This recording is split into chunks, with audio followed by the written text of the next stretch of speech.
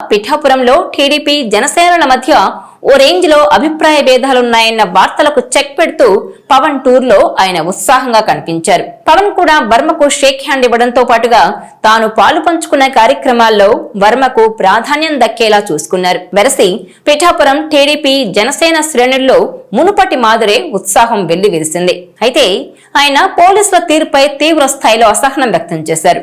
పవన్ కళ్యాణ్ ను కలిసేందుకు వర్మకు మాత్రమే అనుమతి ఇచ్చారని, ఆయనతో పాటు వచ్చిన మరికొంతమంది అనుచరులకు అనుమతి లేకపోవడంతో వర్మ పోలీసుల తీరుపై తీవ్ర అసహనం వ్యక్తం చేశారు. తన అనుచరులను కూడా పవన్ కళ్యాణ్ దగ్గరకు తీసుకెళ్లేందుకు అనుమతి ఇవ్వాలని, లేదంటే వెళ్లిపోతానని హెచ్చరించారు.